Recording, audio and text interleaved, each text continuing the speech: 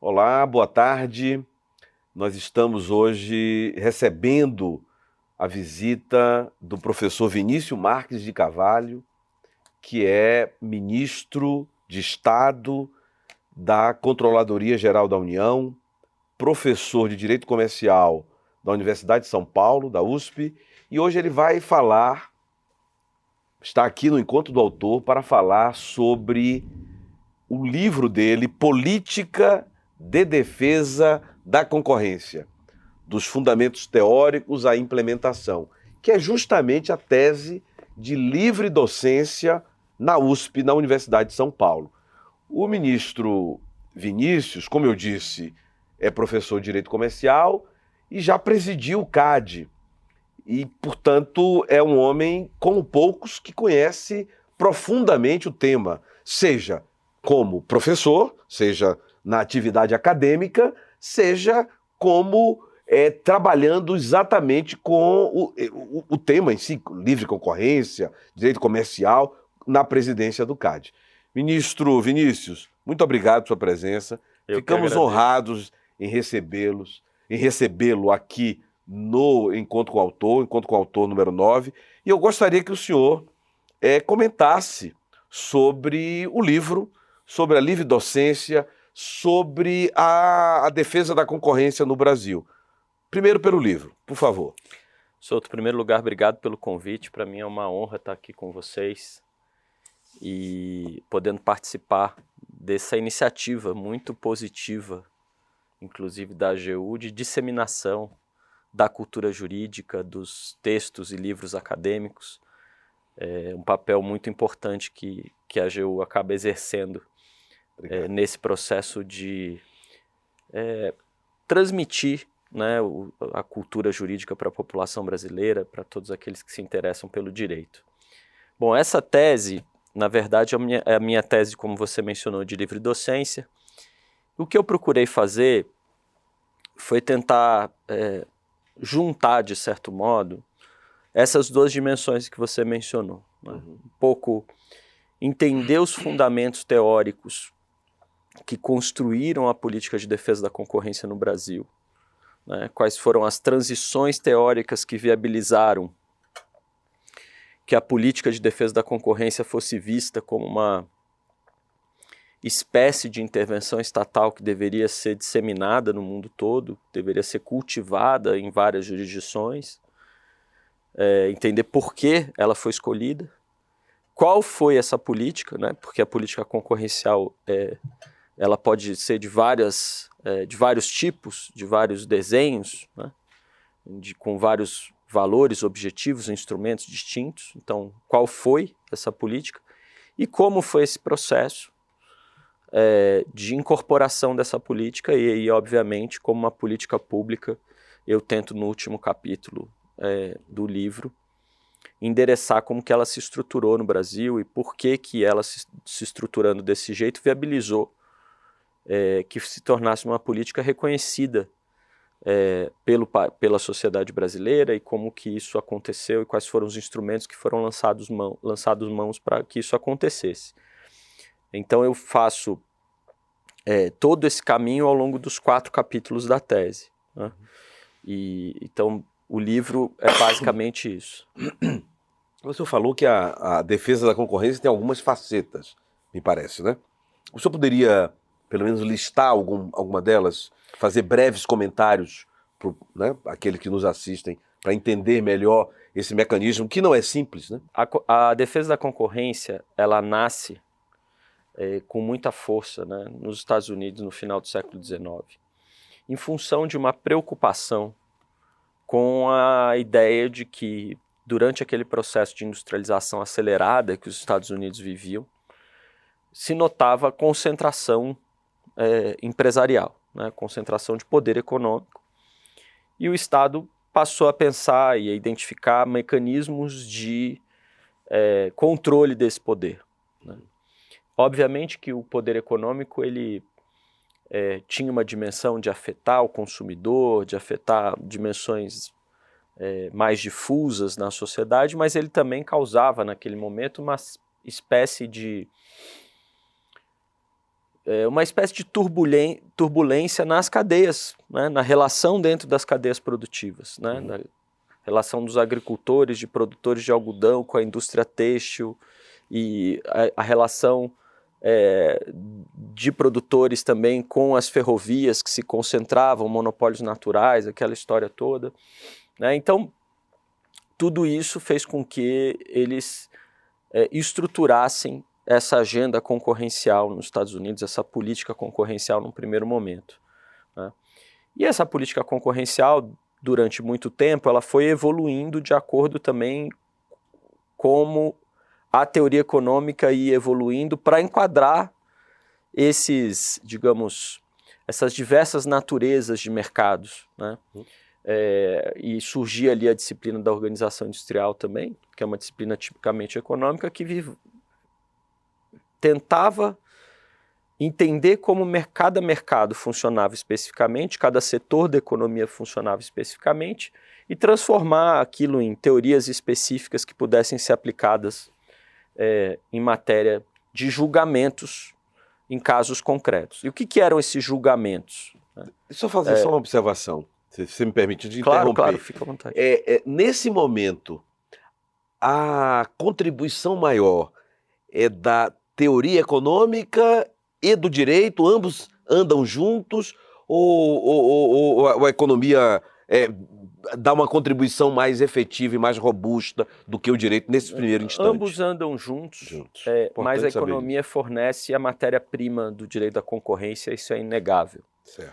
A questão é que você tem sempre uma disputa dentro da teoria econômica, né, sobre qual é a melhor teoria ou qual é a melhor análise para aquele caso concreto, né? Então, durante muito tempo, a teoria econômica foi evoluindo, até que se chegou a um determinado momento que se transmitia isso para o direito antitruste na forma de algumas condutas que passavam a ser vistas como condutas anticompetitivas, ou alguns tipos de atos de concentração entre empresas, fusões e aquisições, que passavam a ser vistos como problemáticos, né? Então isso foi evoluindo, até que com a Escola de Chicago se tem um pressuposto muito básico assim, de que todos os mercados, na verdade, funcionam do mesmo modo, né? E que a aplicação da teoria econômica, na verdade, é muito mais simples do que toda aquela complexidade que vinha ao longo do século XX sendo discutida, de formulação de teorias muito específicas, né, como teoria da concorrência monopolista, teoria dos oligopólios e coisas desse tipo. Ministro, a Escola de Chicago, nós já estamos em que ano na verdade, assim, como hegemonia, na década de 70 para os anos 80. Tá. E foi esse modelo que se espraiou pelo mundo, porque se num primeiro momento a política concorrencial era vista como quase que uma política muito nacional, que cada país ia desenvolver a sua, se é que ia desenvolver de acordo com os seus interesses, a partir da década de 80 passa a ser vista como uma agenda que deve ser universalizada, na medida em que aquela teoria econômica também ganha áreas de universalismo. Né? Então você tinha que ter esse pressuposto, né? Você tem ali a expansão da defesa da concorrência para o mundo todo. O caso brasileiro, por exemplo, para dar um exemplo bem concreto e ficar bem mais didático talvez para os nossos telespectadores, nós tínhamos uma lei da década de 60 que criou o CAD, e todo o debate sobre defesa da concorrência no Brasil nos anos 60, nos anos 50, era um debate sobre como proteger o mercado interno dos trusts e dos cartéis internacionais. Então, precisamos ter uma política concorrencial para proteger o mercado interno, quase de uma perspectiva um pouco protecionista e um pouco de política industrial, ou seja, algo moldado para os desafios do país naquele momento e muito específicos às nossas condições. Década de 60, mais ou menos. 50, 60. Depois veio o golpe militar e a defesa da concorrência deixou simplesmente de fazer parte do léxico de políticas públicas que se ia lançar a mão.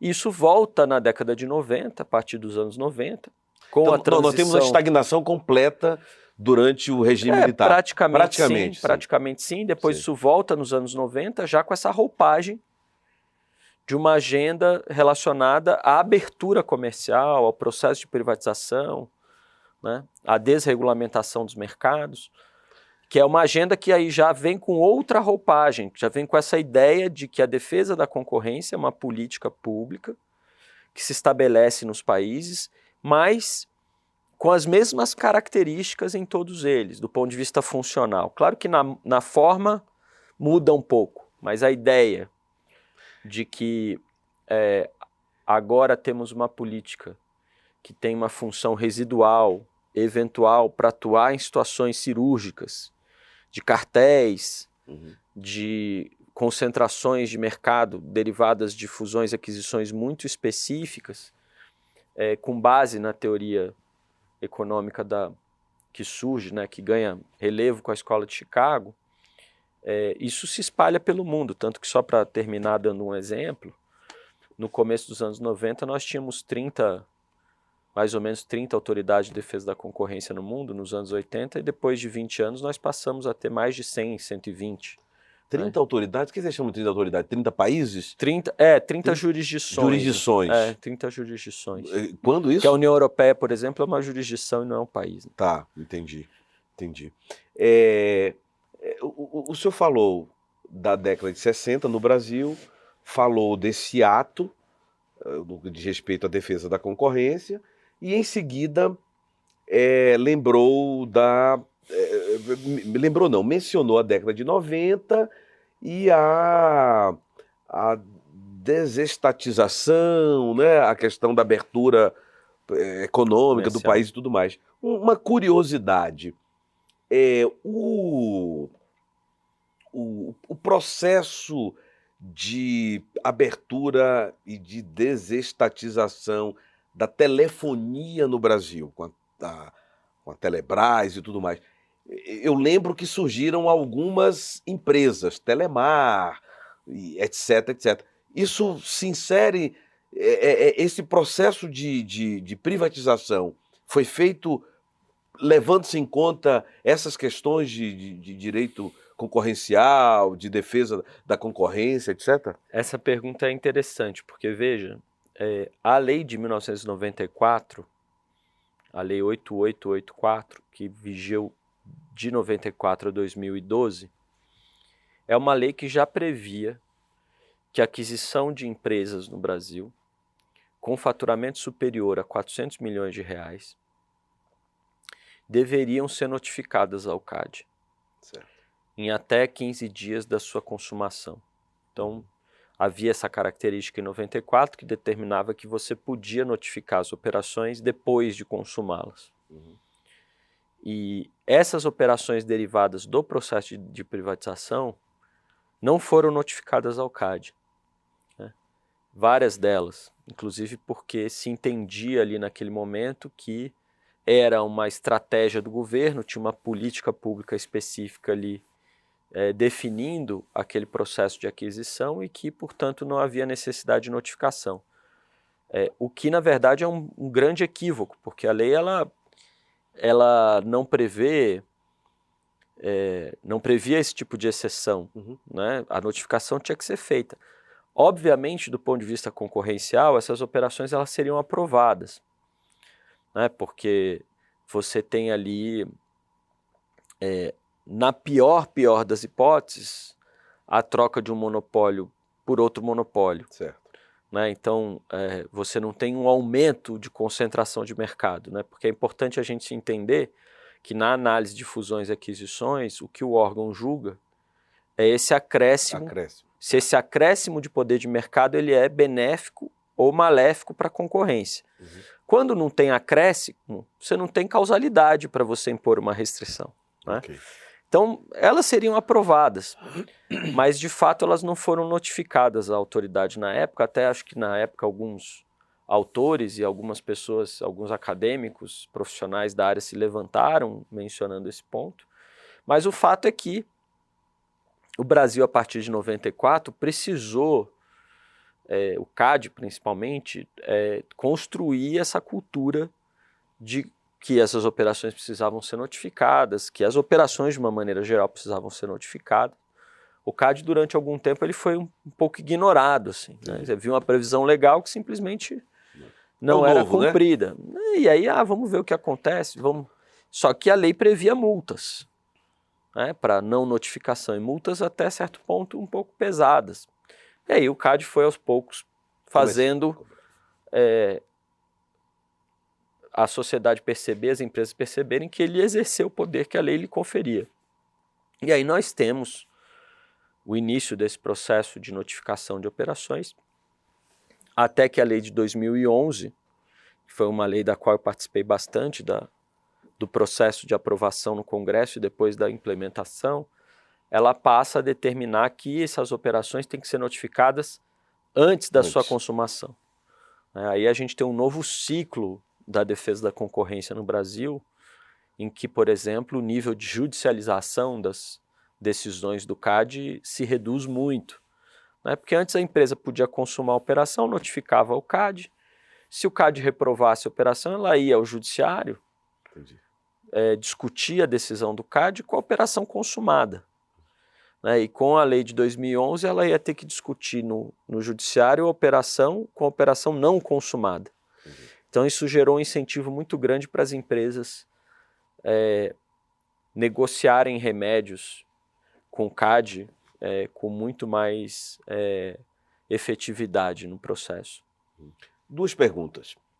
Primeiro, nós temos no direito comercial, em todos os ramos do direito, figuras expoentes, né?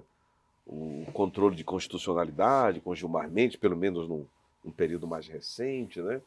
O próprio José Afonso da Silva, lá da USP, com direito constitucional, o próprio Luiz Roberto Barroso também. Quem é o grande... Quais foram os primeiros? Eu sei que o senhor é um grande doutrinador da área, mas Mas certamente não sou um dos primeiros. Não, exatamente, até porque é jovem.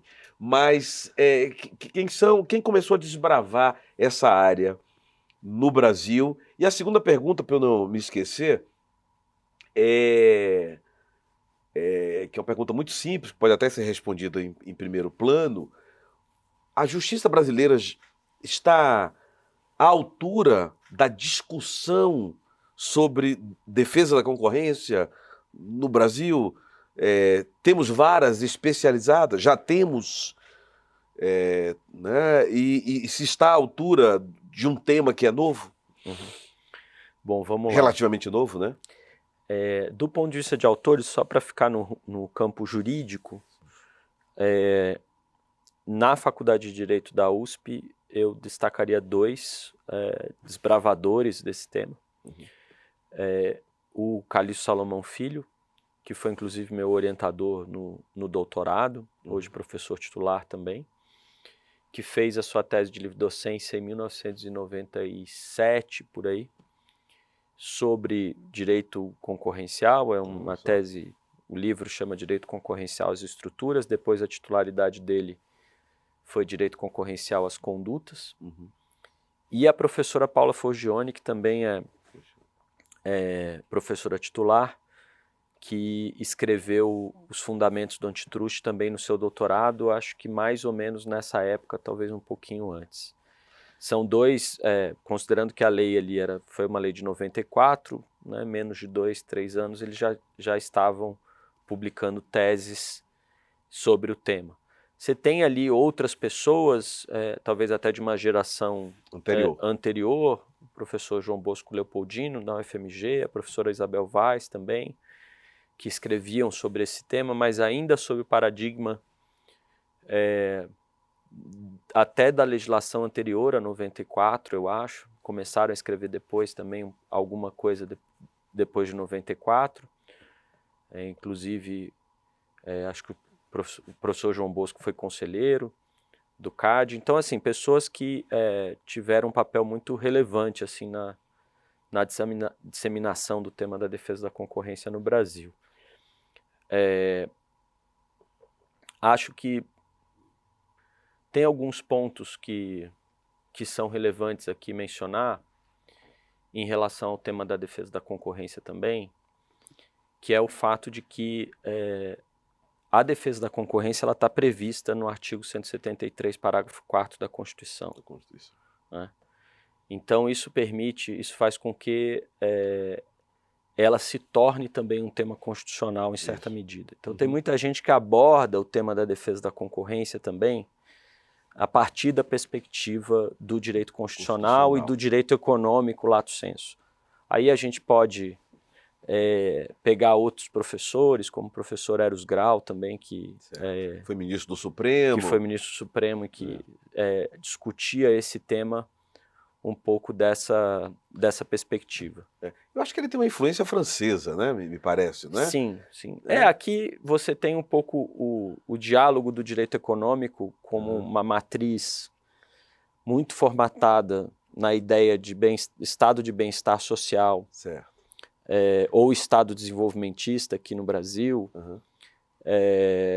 e a matriz norte-americana, que aí vai para o caminho mais de sub-ramos do direito econômico por meio do direito da regulação econômica, certo.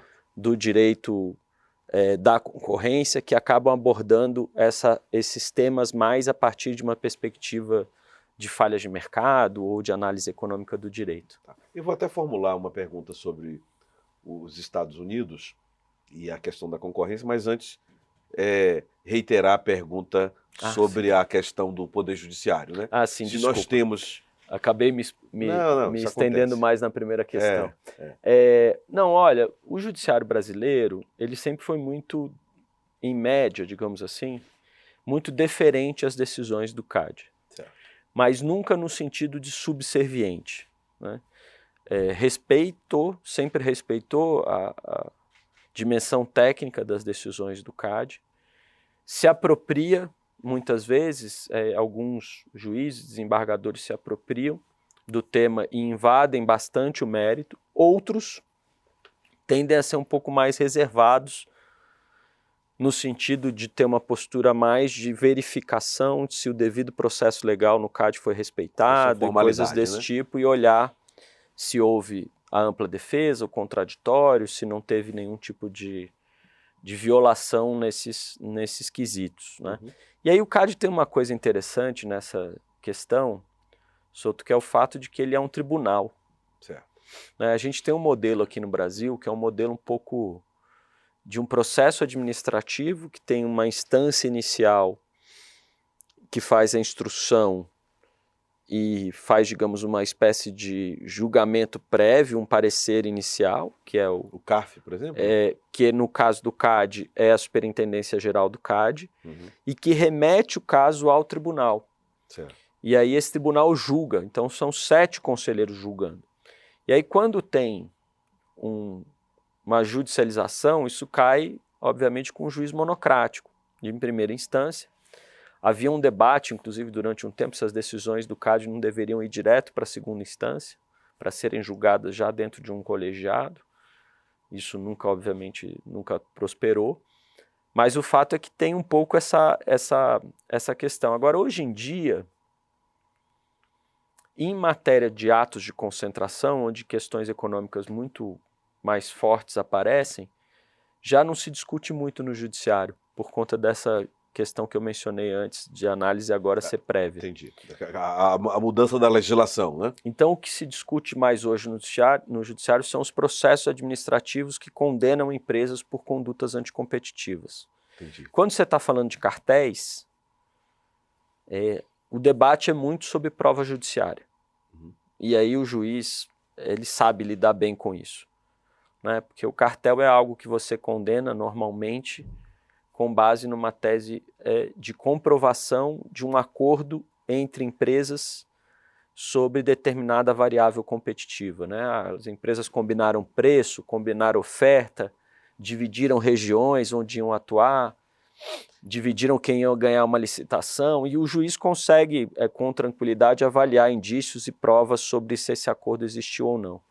No caso das chamadas condutas unilaterais, que são as chamadas condutas, acordos verticais, situações de exclusividade, fixação de preço de revenda, a prova aí ganha uma dimensão mais econômica, né? E aí, obviamente, o trabalho do CAD nessas horas é convencer o juiz de que a sua análise econômica foi a mais correta. Entendi. Eu não sei se o senhor pode mencionar, é possível dizer quais são as áreas em que há mais ocorrência da combinação de preços, etc. Tal? Eu digo assim, áreas da economia. Por exemplo, nós tivemos um caso em Brasília, mantenha a pergunta aí, por favor, né? Mas tivemos um caso em Brasília que eu acho que é paradigmático e que palmas para o Ministério Público Federal de Brasília, foi a questão dos postos de gasolina, que uma rede gigante e que, para minha surpresa, foi desmembrada por força de um trabalho do Ministério Público do Distrito Federal e Territórios. E do CAD. E do CAD também. Perdão, eu não sabia. Quando eu estava no CAD, nós fizemos a intervenção nessa olha só, rede tá maior. Que bom. A operação foi uma operação conjunta. Conjunta, né? CAD, Polícia Federal. Uhum. Foi feita uma cautelar, que pela primeira vez o CAD fez uma intervenção numa empresa, determinando a contratação de um interventor. Olha só, então... Foi um caso para estudo mesmo, né?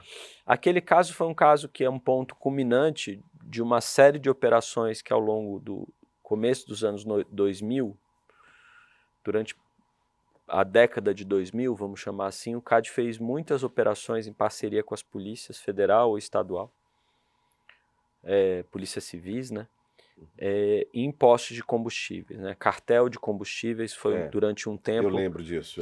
Uma prioridade do CAD. Petrópolis, teve operações, eu lembro que tinham casos Londrina, absurdos. João Pessoa teve um caso famoso, esse Brasília que você mencionou. Não era também tinha isso. Acho que teve Belo Horizonte também, houve em vários locais casos de cartéis. E são setores, às vezes, que acho que hoje o setor de combustível não tanto, mas assim, em que até porque as empresas passaram por um processo de compliance sobre isso, né? Depois de uma série de operações, você tem ali, obviamente, um problema reputacional que as empresas têm que lidar, isso acho que foi sendo reforçado ao longo do tempo, mas tem alguns mercados que, pelas características econômicas daquele mercado, eles são mais propensos a um tipo de conduta como, por exemplo, a colusão. Então, mercados que você tem produtos homogêneos, que a competição ela se dá muito em torno do preço e não tanto em torno de um processo de diferenciação de produto, que o consumidor escolha menos com base no preço e mais com base na qualidade que ele vê naquele produto. Então, por exemplo, mercados que você tem muito investimento em marca e que a marca é algo importante para o consumidor, porque o consumidor identifica determinadas marcas com qualidade, é mais difícil você fazer um cartel. Né? Porque qual é o preço que vai viabilizar aquele tipo de coordenação, né? Mas existem, obviamente, situações em que, mesmo o mercado não tendo... por exemplo, mercados que têm poucos agentes também são mercados mais propensos à cartelização do que mercados que têm muitos agentes. Sim. Por um motivo óbvio. É mais fácil você combinar entre 3, 4 do que combinar entre 20. Evidente. Agora, ao longo da história das investigações de cartel, a gente vai vendo que esses obstáculos decorrentes da estrutura do mercado, das características, eles são superados. por quem quer fazer cartel. Então, às vezes, você tem um mercado que tem muitos agentes, mas que se cria uma associação, por exemplo, e essa associação acaba fazendo esse papel de coordenar. De coordenar, entendi. Né? Então, Mesmo com vários agentes. Tanto que já teve caso de cartel de padaria, né? Que é tipicamente um mercado pulverizado, né? E tal, mas os caras, o sindicato vai lá e isso deve ter sido em São Paulo, né? Aqui em Sobradinho, sério? No Distrito Federal, inclusive. Então, assim, aqui nesse caso não foi nem o CAD que pegou, foi a polícia. Né? Então, assim, você tem em licitações também, né? Às vezes as pessoas falam, é muito difícil fazer cartel em grandes obras, porque né, é difícil você combinar, mas às vezes fazem, né? Então, a criatividade pode imperar. Ministro, eu me interesso pelo direito norte-americano e já li sobre o caso de Standard Oil, que era a empresa do David Rockefeller, que foi um dos homens mais ricos do mundo, né? Ainda tem uma fundação, né? A família ainda está presente aí e tal. E eu pergunto, esse caso é um paradigma no direito da concorrência no mundo? É estudado? Sim, não, sem dúvida. Hoje em dia ele é mais um paradigma porque ele inaugurou, certo, como talvez o primeiro grande caso. Nós estamos falando aí de 1920, deve ter sido? Por aí, né? Foi um processo que durou muito tempo, Ah, porque, inclusive, envolveu diretamente uma disputa com o presidente dos Estados Unidos, o Theodore Roosevelt, na época, que era um homem muito firme, decidiu que ia enfrentar o trust, porque o que se criou foi um mecanismo jurídico, né? Não era um cartel, né? Foi um mecanismo jurídico de gerir, que permitiu a gestão, por meio de um trust, de diversas companhias dentro de uma mesma estrutura, por meio de contrato, né? O que viabilizou praticamente a existência de um grupo econômico, né? E ali se identificou, e veja que naquele caso, você não tinha um desenvolvimento em termos de teoria econômica para se avaliar um possível sobrepreço, a elasticidade da demanda, da oferta e ver se... Né, ali era uma discussão de poder. Né? Porque, antes de tudo, o que se tem quando você tem o fenômeno do poder econômico, o que se imaginava? Né? Primeiro que quem tem poder planeja um setor da economia. Né? E se imagina que dentro do capitalismo, de um sistema de livre mercado, o Estado não pode planejar a economia, por que um privado vai poder? Essa é a primeira coisa. Segundo, quão problemático era você deixar, por conta dessa primeira dimensão, decisões super importantes sobre determinados setores, também muito importantes na economia, na mão de poucos. Terceiro lugar, o que isso poderia significar em termos de concentração de poder e renda também. Né? E em quarto lugar, o que isso poderia significar do ponto de vista da própria democracia. Certo. Né? O senador Sherman, que dá o nome ao Sherman, né? Act, Sherman Act. no discurso dele de aprovação da lei no Senado, ele diz que a concentração de poder econômico leva à concentração de poder político. Então, que é uma verdade, né? Total, né? Exato. E ali o problema é que se imaginava que a concentração do poder econômico tinha esse efeito, tem esse efeito, mas não se percebia que determinadas estruturas empresariais, dentro de uma economia diversificada, dinâmica, que é pautada na inovação e num processo de industrialização muito muito intenso, elas vão ser estruturas concentradas, né? Porque a economia de escala, né, que é aquela ideia de que você consegue produzir a um preço mais barato quanto mais você produz, né, ela não é uma invenção do economista, ela é uma invenção do engenheiro. Certo. Né? Sim. E isso é uma realidade, né, que também tensiona essa ideia, porque às vezes um setor que tem 4, 5 empresas consegue oferecer produtos a um preço mais barato do que se aquele setor tivesse 100 empresas, por conta desse fenômeno da escala. Entendi. Né? Então, essa tensão entre essas duas dimensões, a dimensão econômica e a dimensão política, ela começa a acontecer, e a partir de determinado momento, para fazer curta uma história muito longa,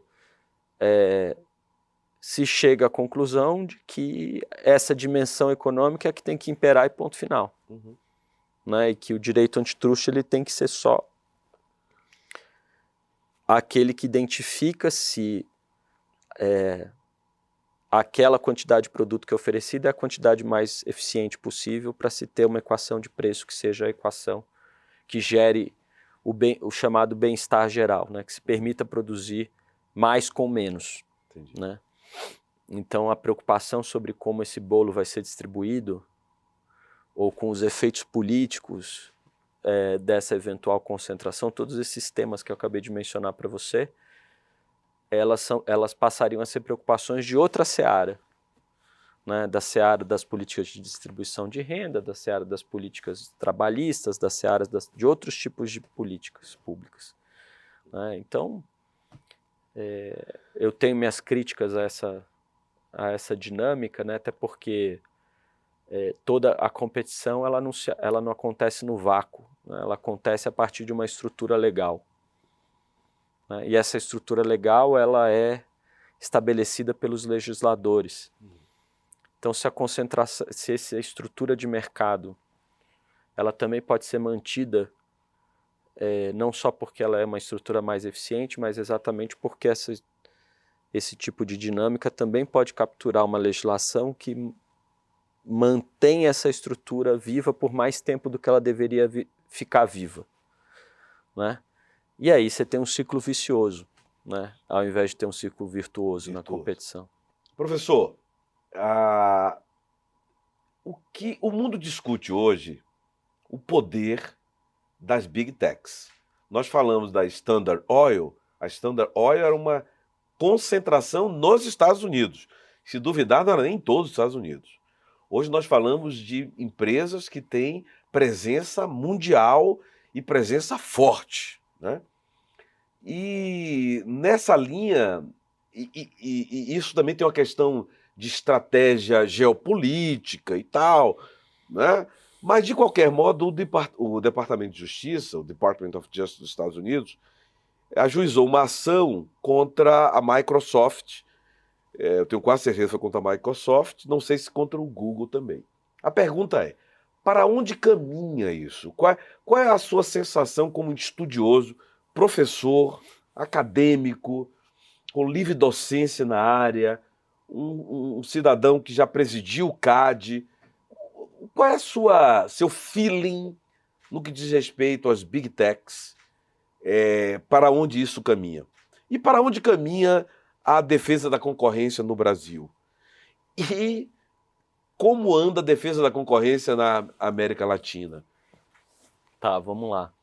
Muitas Primeiro, perguntas, né? mas eu acho que elas se entrelaçam, assim, porque nós passamos durante um período muito grande, mencionei a década de 90, os anos 2000, tendo como prioridade na agenda concorrencial o combate a cartéis. Nós vivenciamos aqui um fenômeno de acordos, celebração de uma série de acordos de leniência, principalmente ligados aos chamados cartéis internacionais, mas não só, aqui no Brasil também vários. E durante muito tempo, durante 20 anos pelo menos ou mais, a agenda de defesa da concorrência ficou muito voltada para isso. E como eu mencionei aqui, o combate a cartéis, ele é razoavelmente fácil do ponto de vista da análise econômica se empreender. Saber se o cartel tem efeito concorrencial.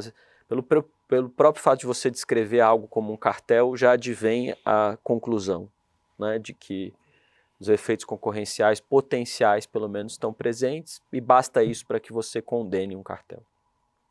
Essa é uma jurisprudência organizada razoavelmente no mundo todo. Com o fenômeno da digitalização da economia, né, você faz essa comparação com a Standard Oil, né? Essa comparação ela é feita inclusive pela Economist, né, dizendo que aquela capa famosa em que eles colocam Data is the new oil, comparando as big techs com o que era o petróleo lá atrás. Com esse processo, a gente tem uma dimensão de economia de escala, de escopo de dados, né, que permite, que gera, e misturado com um processo muito intensivo em inovação, que faz com que em diversos desses setores da economia digital, a empresa, quando ela ganha o processo competitivo, e normalmente ela ganha porque ela está apresentando algo muito diferente dos seus concorrentes, ou dos seus potenciais concorrentes, ela praticamente leva o mercado todo para ela. Uhum. Né? E isso não pela ausência de competição num primeiro momento, mas pela presença de competição. Uhum. Né? É que tem características nesses mercados que levam a esse tipo de situação. Né? Tem muitas externalidades de rede, coisas desse tipo.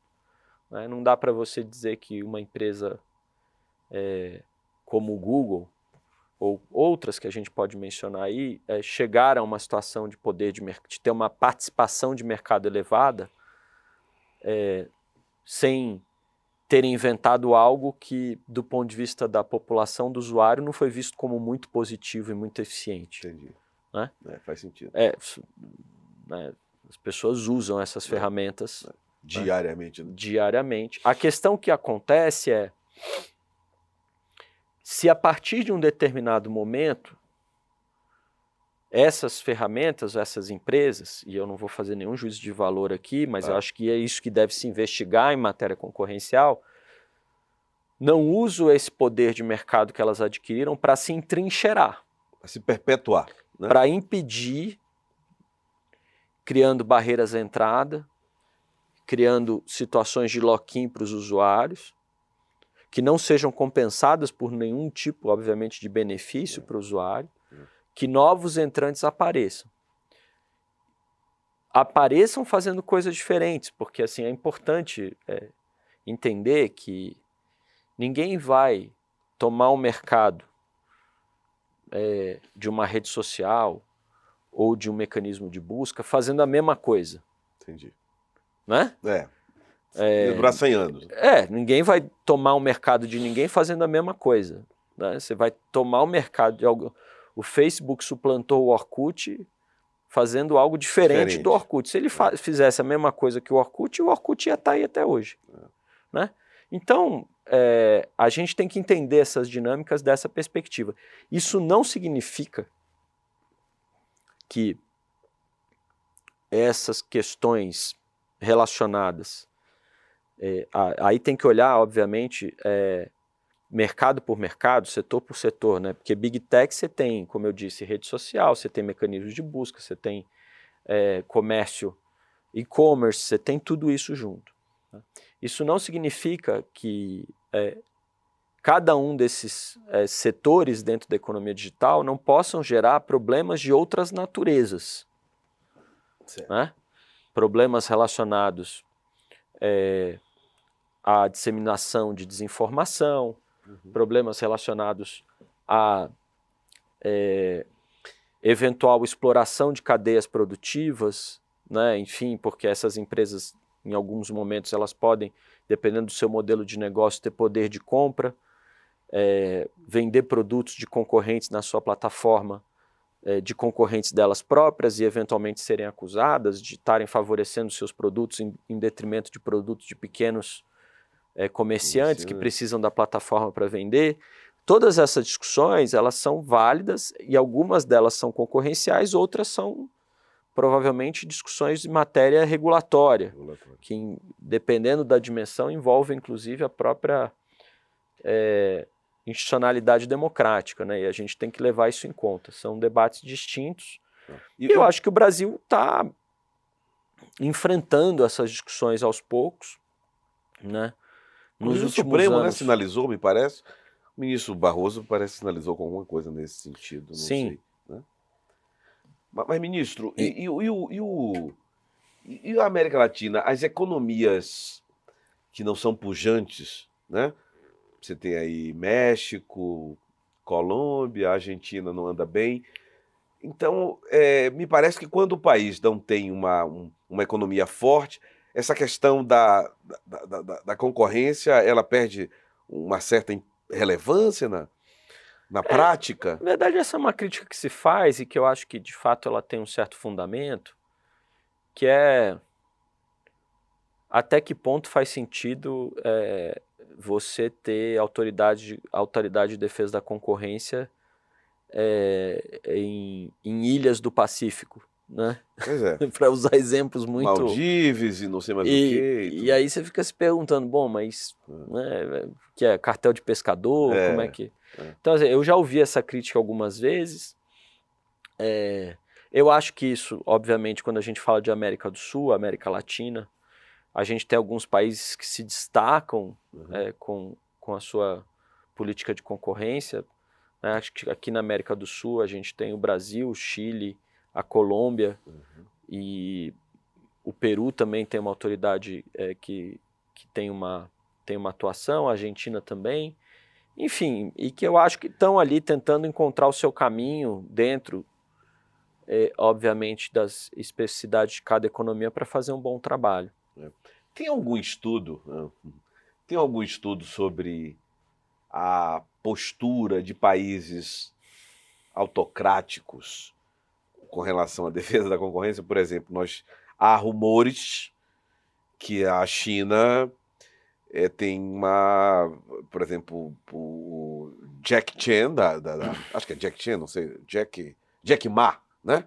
Jack Chen é o ator. Jack Ma, da Alibaba, ficou detido aí, sumiu durante meses, etc. Tal. Os países que não são democráticos, eles têm alguma contribuição? Muito pequena, deve ser, né? Não, na verdade, né? Eu acho que assim, na verdade, o mundo está vivendo uma renacionalização e um processo de desglobalização em alguma medida, né? Certo. E a política concorrencial, ela acaba sendo alvo disso também, até porque ela veio nesse processo, né? A gente tem que rediscutir, provavelmente, um processo de reglobalização. O ministro Fernando Haddad outro dia mencionou, acho que essa expressão de uma nova globalização, uma reglobalização mais inclusiva e mais sustentável, né? E, obviamente, dentro desse contexto, a política de concorrência vai também sofrer esses influxos e vai redimensionar o seu papel. Mas na medida em que hoje a gente vive esse processo, é natural que os países renacionalizem um pouco a sua agenda concorrencial e passem a vê-las, em alguma medida, não sei se exatamente como era lá atrás, dentro dessa agenda do processo de desenvolvimento do país. Entendi. Né? Nós aqui temos a nossa legislação, que obviamente não prevê nenhum tipo de, digamos, benefício para empresas nacionais ou coisas desse tipo, mas que possivelmente em alguma medida pode ser que a gente sofra um pouco esse influxo desse debate. Vamos ver o que o futuro nos reserva. Professor Vinícius, nós já estamos há aproximadamente 50 minutos conversando sobre um tema rico, um tema que muitos desconhecem, mas que diz respeito ao bolso de cada um. E já dizia Delfim Neto que o bolso é a parte mais sensível do corpo humano, não é verdade? De modo que eu quero agradecer muito a sua presença. Nos trouxe temas e iluminou sobre essa questão concorrencial, a defesa da concorrência, a importância disso para o cidadão comum. Então, o livro é Política de Defesa da Concorrência, dos Fundamentos Teóricos à Implementação, com prefácio do ministro Ricardo Vilas Boas Cueva, que é uma autoridade também no tema, foi membro do CAD durante 4 anos, foi procurador da Fazenda Nacional, nosso colega, e é ministro do Superior Tribunal de Justiça, um homem de grande cultura, de grande conhecimento.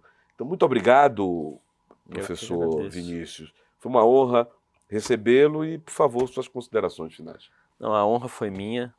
Eu agradeço muito a oportunidade de estar aqui com vocês, discutindo esse tema que, para mim, foi durante muito tempo, e ainda acho que vai ser uma espécie de paixão acadêmica minha, e espero que o livro possa contribuir bastante com esse debate no Brasil, e queria agradecer mais uma vez a oportunidade de estar aqui. Prazer é nosso, a honra é nossa. Até a próxima.